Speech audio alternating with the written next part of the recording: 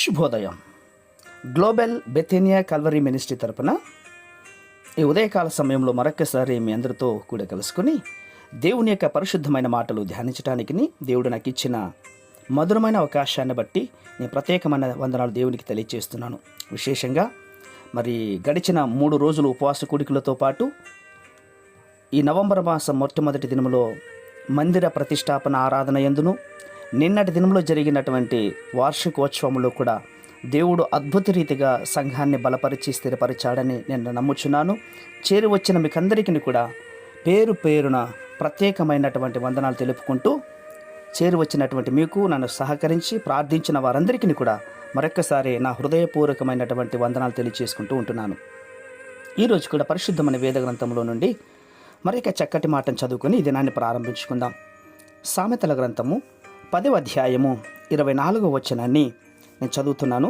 దయచేసి గమనించండి. సామెతల గ్రంథము 10వ అధ్యాయము 24వ వచనము. భక్తిహీనుడు దేనికి భయపడునో అది వాని మీదికి వచ్చును, నీతిమంతులు ఆశించున్నది వారికి దొరుకును. దేవునికి స్తుతి ఘనత మహిమ ప్రభావములు కలుగునుగాక. అవును ప్రియులారా, నీతిమంతులు ఆశించినది దేవుడు వారికి ఇస్తాను అని మాట మాట్లాడుతుంటున్నాడు.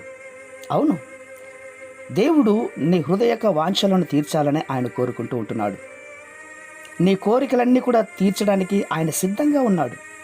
అదే ఈ బైబిల్ యొక్క మాట మనకు స్పష్టంగా మాట్లాడుతుంది. ప్రియులారా, యెహోవాయందు ఆనందించండి, ఆయన నీ హృదయ వాంఛలను తీరుస్తాడు, సందేహమే లేదు. మొదటిగా నీ లక్ష్యం స్పష్టంగా ఏర్పాటు చేసుకో. ఆ తర్వాత సంపూర్ణంగా దేవుని యొక్క సన్నిధానంలో నీకు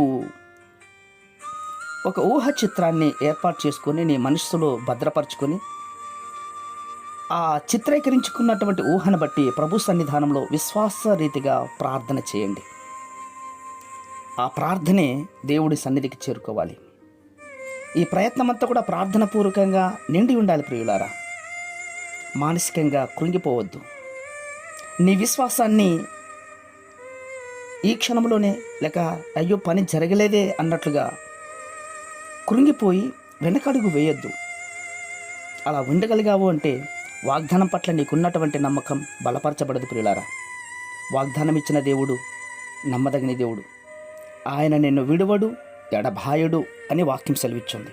కాబట్టి నీ లక్ష్యాన్ని ప్రభు సన్నిధిలో ఉంచుకొని నీ ఆశించిన రీతిగా ఆయన నీ ఆశలన్నీ కూడా, నీ కోరికలన్నీ కూడా సమృద్ధిగా తీరుస్తాడు. సందేహపడద్దు. ఇంతకాలమైనా కూడా ఇంకా జీవితంలో నేను వెనకడుగులో ఉన్నానే, ఇంతకాలమైనా కూడా రేపు నా పట్ల, నా కుటుంబం పట్ల కృప చూపించలేదనే భయపడద్దు, దిగులు పడద్దు. ఖచ్చితంగా దేవుడు నీతిమంతులు ఆశించిన వాటన్నిటినీ తీరుస్తాడు. ఒకవేళ ఎవరు భయపడతారంటే, భక్తిహీనుడు దేనికి భయపడతాడో అది వాని మీదకి వస్తుంది అని చెప్తున్నారు. కాబట్టి మనం భక్తిహీనుడు కాదు, భక్తి కలిగిన వాళ్ళం, పరిశుద్ధమైన దేవుణ్ణి ఆరాధించిన వారం. తప్పకుండా నా మనందరి కోరికలను ఆయన తీర్చి సమృద్ధికరమైన జీవితంలోనికి నడిపించి మహిమ పొందుకొనుగాక.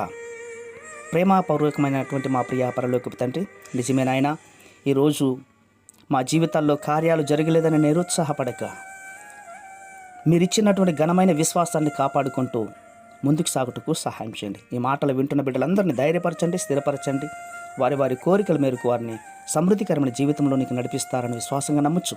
చిన్న ప్రార్థనను మా రక్షకుని యేసయ్య నంబట అడిగి వీడుకుని పొందుతున్నాం మా తండ్రి. ఆమేన్, ఆమేన్, ఆమేన్.